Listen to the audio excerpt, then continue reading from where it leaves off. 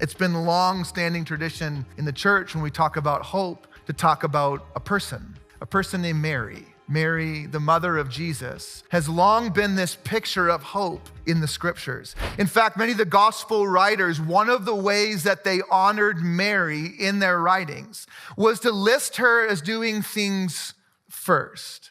That they looked to her and they would have known her, right? They looked to her as this person of hope, this person who embodied hope.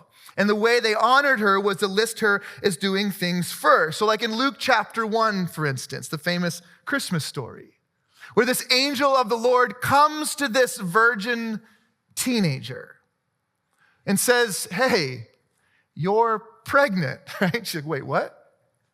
How'd that happen? I mean, she knew how that normally happens.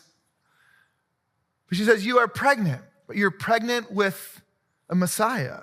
You're pregnant with the one that your people have been waiting for, the Savior they've been waiting for generations. And amidst all of the social and personal challenges that this pregnancy would bring this woman, Mary, this is how she responds to the angel. Luke chapter 1, verse 38, she says, I am the Lord's servant. Let it be with me just as you have said. See, hope serves what is yet to come. Hope serves what is yet to come. So Mary is the first one to hope in this person of Jesus. Mary then also becomes the first one to share the hope of Jesus. So the story goes in Luke, later on in that chapter, she goes and visits with her cousin Elizabeth. As she greets Elizabeth, she shares with Elizabeth what she's encountered and what she believes is growing inside of her body. And Elizabeth, who is also pregnant at the time, says, my baby inside of me has just leapt with inside of me as a sign, as an affirmation, Mary, that what you're saying I believe to be true as well. See, Mary becomes the first to hope and then the first to share hope. And after meeting with Elizabeth, Mary sings the famous Mary song. You may have not known that this song that is popularized, that is sung through the Christmas season by all different kinds of people, comes from the scriptures. Luke chapter 1, starting in verse 46, is where you can find Mary's version of Mary's song. Mary said, with all my heart, I glorify the Lord. In the depths of who I am, I rejoice in God my Savior. He has looked with favor on the low status of his servant. Look, from now on, everyone will consider me highly favored because the mighty one has done great things for me. Holy is his name. He shows mercy to everyone from one generation to the next who honors him as God. He has shown strength with his arm. He has scattered those with arrogant thoughts and proud inclinations. He has pulled the powerful down from their thrones and lifted up the lowly. He has filled the hungry with good things. He has sent the rich away empty-handed. He has come to the aid of his servant Israel, remembering his mercy, just as he promised our ancestors, to Abraham and to Abraham's descendants forever. You know what's incredible about this song? Is everything she's singing about hasn't happened yet. She's still a teenage Jewish woman who is pregnant at a wedlock, who is a part of a Roman system that is oppressing her and her people and have for thousands of years. This song shows Mary's hope. That hope sees what is yet to come. Hope sees what is yet to come. And almost 30 years later, Mary comes on the scene again in the book of John. John, one of the disciples, in writing his book, gives Mary the honor of being the first one who hopes for a miracle.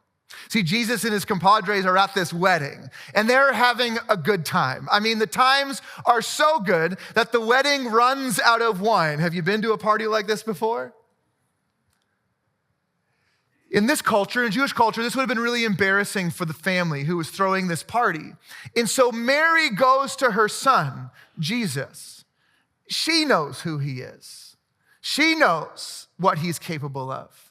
She's hoped for him for now 30 years to fulfill the calling on his life that she heard from that angel many, many, many years ago. And she comes to Jesus as, Jesus, can you do something about the wine? Can you help out here? Can we save this family from being embarrassed? Can we finish the celebration? Jesus, will you do something? And Jesus, in not so kind words, says to his mother, no. But Mary still had hope. And so she turns to the guests at the wedding. Actually, she turns to the servants at the wedding, the employees of the catering company. And this is what she says: do whatever he tells you. See, Mary has this hope as she becomes the first to hope for a miracle. But she's also the first to invite others to participate in this hope that is yet to come.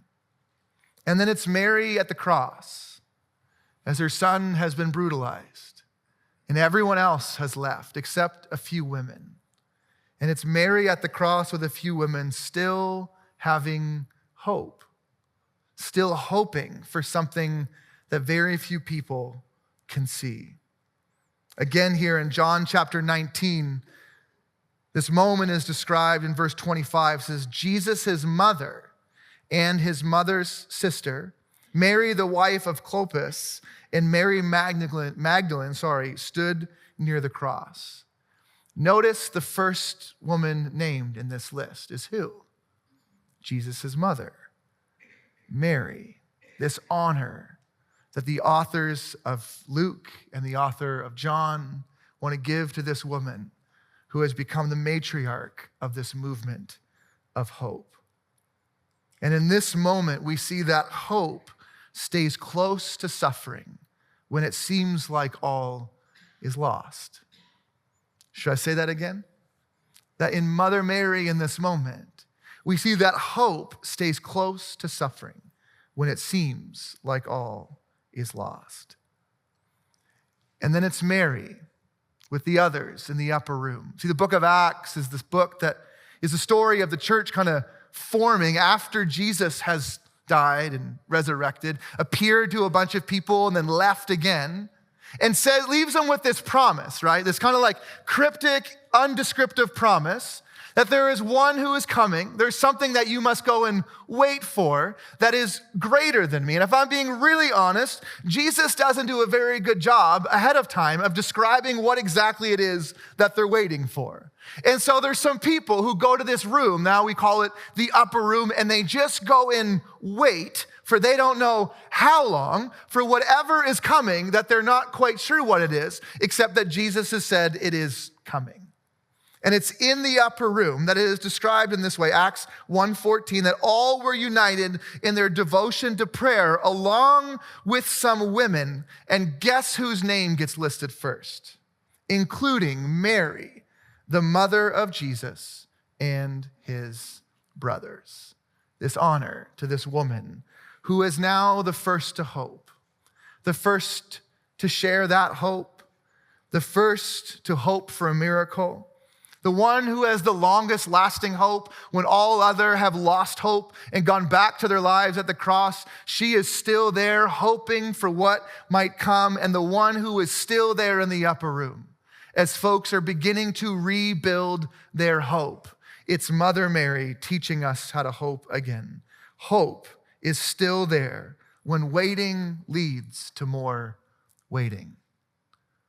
Have you been there?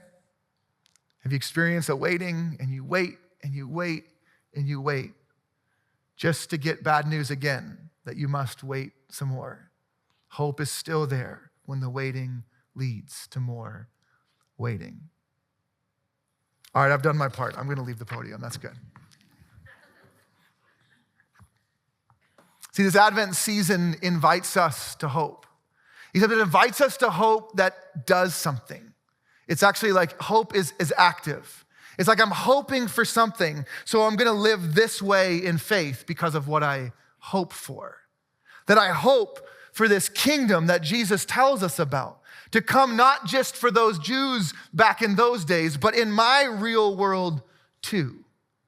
That it's this hope that I also, in my life, in my walk with Jesus, I need to also peer through that same curtain and imagine what the world would be like if King Jesus was king in everyone's life.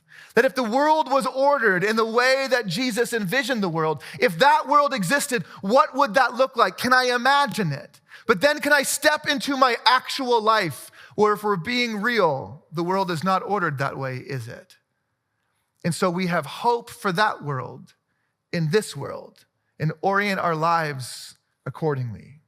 See, choosing Advent is an act of hope. Maybe a better way to say that would be choosing to Advent as an act of hope. Paying attention to new things in this season is an act of hope. This waiting that you're doing, whatever it is you're waiting for, is an act of hope. Showing up sometimes is an act of hope.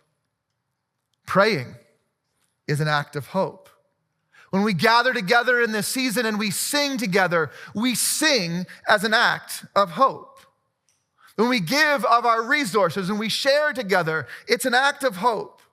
Clothing refugees in a refugee camp in India is an act of hope, that we believe another world is possible, and so we will act and have faith in hope. Housing the houseless is an act of hope. Getting baptized is an act of hope. Showing up at that table again is an act of hope. Choosing the healing journey in your life is an act of hope. Perhaps in this season, showing up to another therapy appointment is an act of hope. Perhaps reconciling that relationship that so desperately needs reconciling is an act of hope. So I wonder, as you enter this Advent season, what is it that you're hoping for? So what if we just shared a little bit? Can I ask that question? Anyone want to share what they're hoping for? What are you hoping for? You can say it out loud? You can say it out loud. Peace. Anyone else? Family. Anyone else? Health. Anyone else?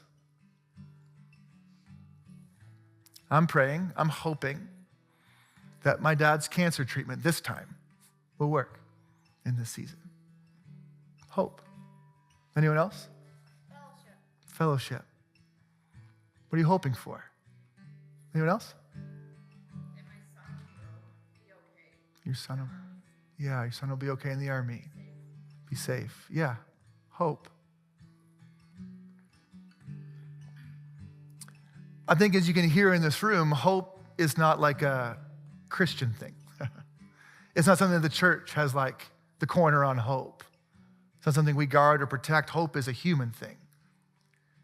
But Advent teaches us where to place that hope. Putting our hope in Jesus is the Christian thing. Putting our hope in Jesus is the invitation of this season.